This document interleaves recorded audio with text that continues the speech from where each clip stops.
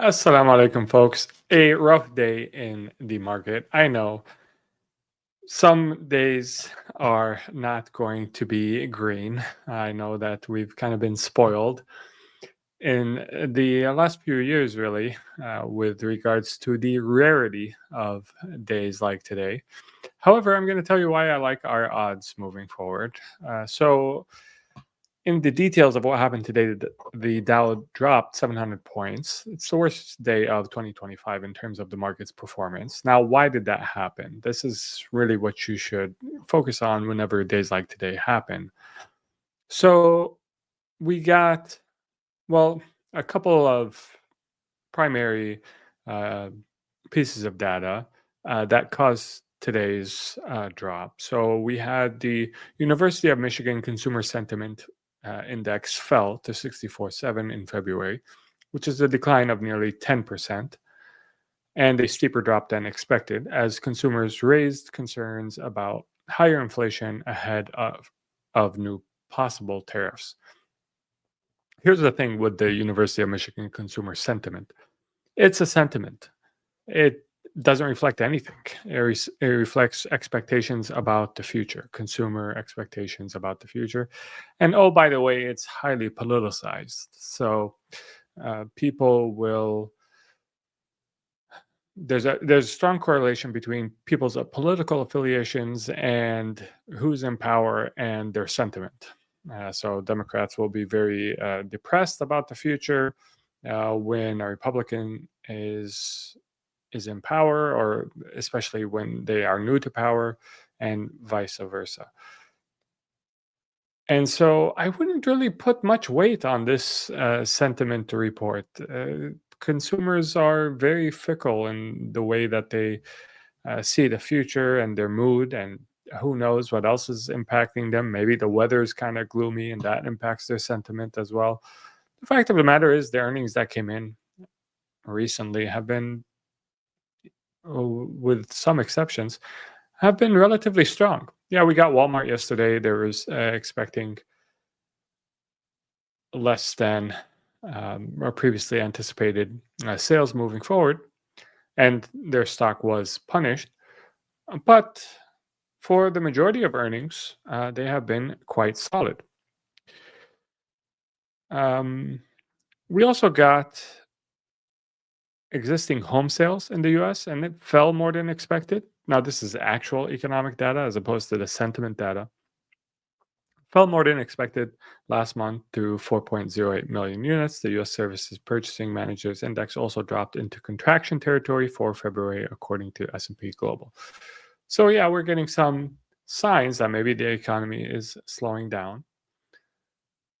But especially as it relates to housing data, it can't be that surprising considering interest rates haven't really come down a lot.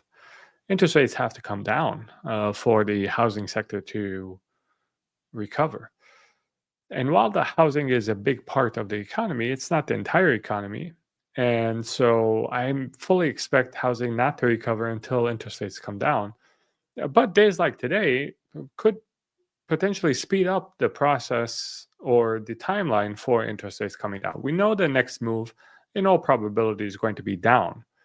The question is, when does it happen? And I think days like today will probably serve to pull closer the timeline so that instead of maybe Q3, maybe we have a cut in Q2.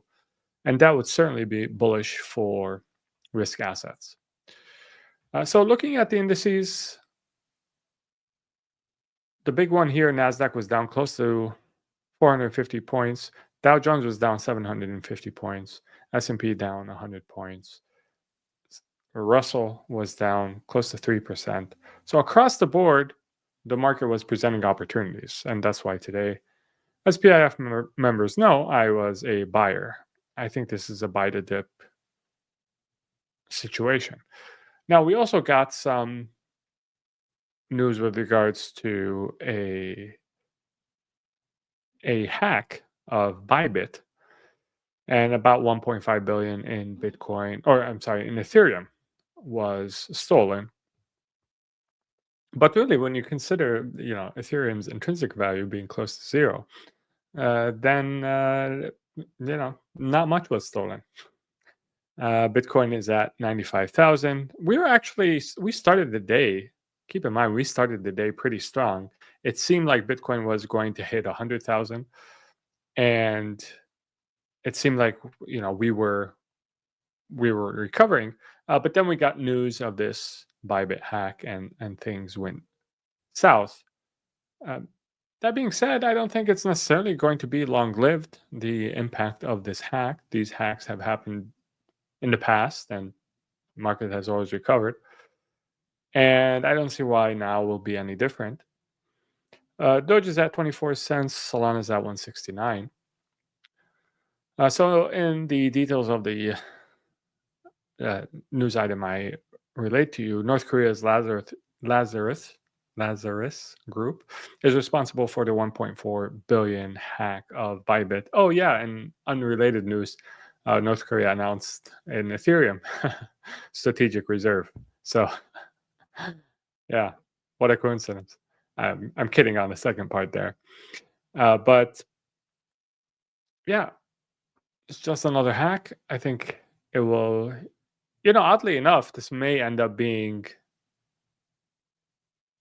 not bad for Ethereum, considering that 1.4 billion of Ethereum is now no longer out for sale. So that's selling pressure that's off the market now.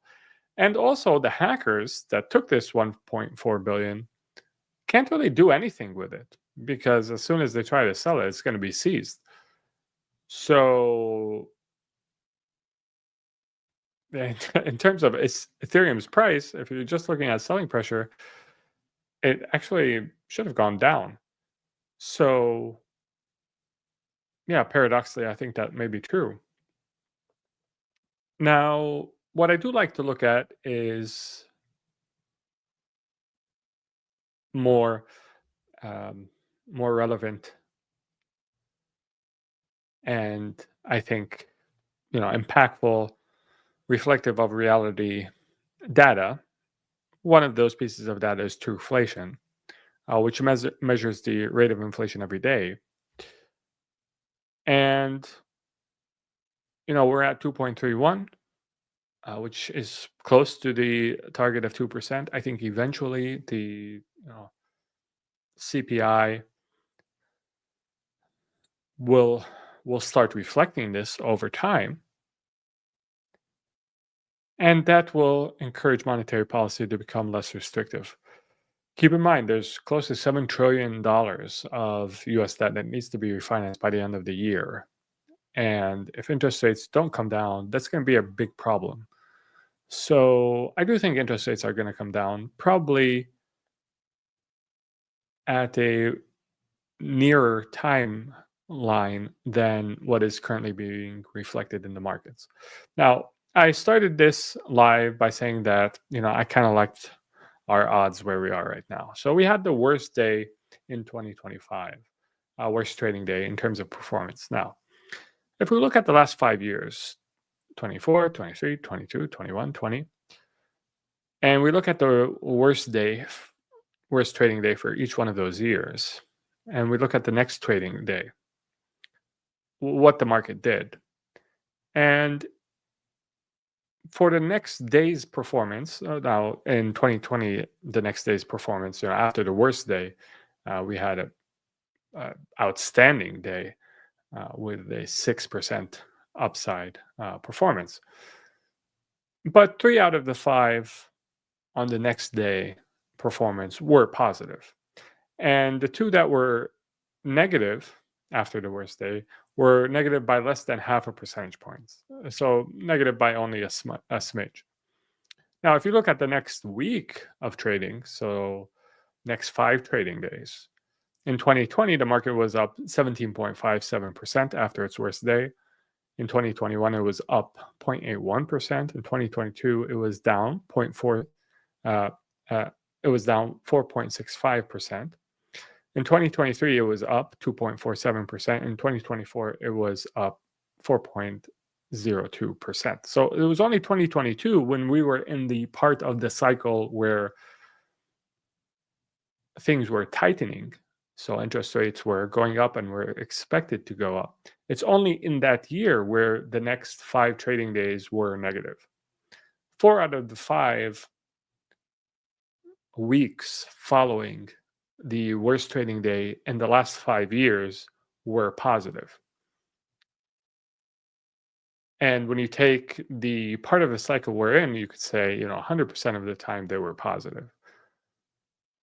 And so that's why I like our odds. So I actually expect next week not to be necessarily a bad week for the market. And I see dips like we got today, dips like we got, by the way, when the deep seek revelation was made a few weeks ago. I see these as buying opportunities because, like I said, we are in the part of the cycle where monetary policy is set to ease, not tighten. There is differences with regards to okay when it's going to happen, but that's the part of the cycle we are in right now. And therefore, so long as we remain in that part of the cycle, and so long as I believe the next move for the Fed is going to be a cut and not a hike, dips are buying opportunities. So with that being said, let's take some questions and then I'll let you enjoy your weekend. Assalamu alaikum, Zuhair. Nice to see you. Salam, Salim.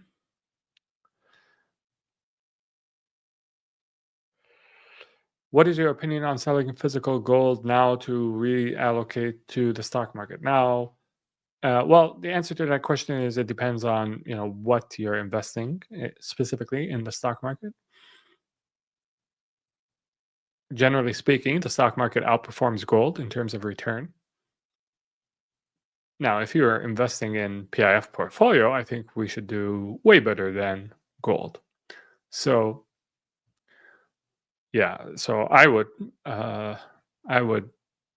much rather allocate to our picks in the PIF portfolios than I would to gold at this particular point, especially considering the valuations, the deals that are on the market right now. Bruce Wayne, nice to see that you've taken a break from crime fighting to tune into the live. Do you see Bitwise as an alternative to buying BTC? Both, and it seems like a duplicate investment. Yeah, so I hold BTC in an ETF, and just makes me feel better about not having to worry about self custody and the risks associated with that. So that's at least what I did. So do with that what you will. Hey, assalamu alaikum, Mr. Basha. Nice of you to tune in. My long term take on Doge is that we should be getting a number of strong catalysts this year. So we got news that there should be the announcements of additional partnerships with Doge in the near future. And we also have obviously the elephant in the room, which is the Dogecoin ETF that should be approved, I think, by at latest October of this year. I think these catalysts will be strong for the token. And I think in the next leg up in the crypto market that Doge will perform very well, as it has in previous legs up. Assalamu alaikum, Dr. Boss. Nice to see you as always. Do you still see 1 million plus long-term price target even with quantum computing chip potential threat? Yeah, so I spoke about this before, Dr. Boss, in terms of the adaptability of the Bitcoin network and the fact that the security of the Bitcoin network is not necessarily static. There are already Bitcoin improvement proposals to address the quantum computing threat, and considering that they're still years away from quantum computing actually being a threat to Bitcoin network security, I expect the Bitcoin network to adapt in time to respond to any potential threats. So yes, I do see 1 million still on the table. Yeah, it's my pleasure, Ahsan. It was a long day today. But obviously, I had to go live considering the markets did what they did today. Hey, nice to see you, Rashad. Salam, brother. Do you think the market will care about Russia-Ukraine conflict? I actually think it will care a lot. I think that any cessation of hostilities will be a bullish event for markets. I think that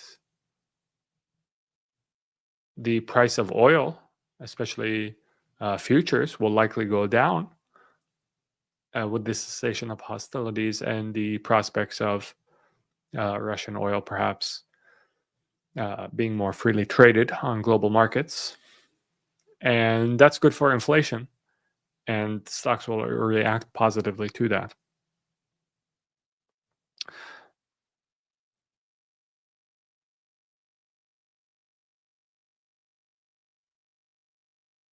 Do you think the stigma with Chinese companies can be transferred erroneously to Bitdeer since it's headquartered in Singapore? You mentioned potential bias in the past. Will Trump's admin increase this? It's a good question.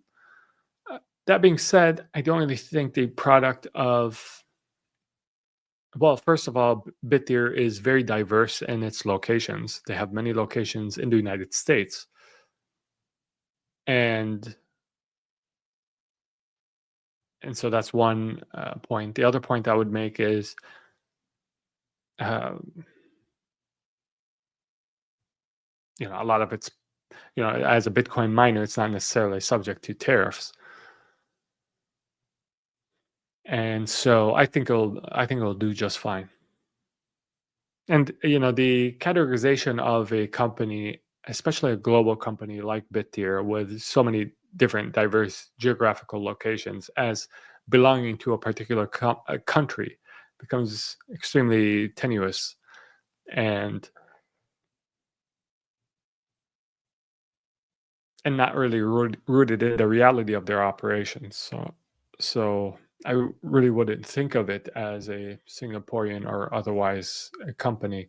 It's really a company with a very global presence, and probably quite deliberately so. Renegade says, Assalamu alaikum.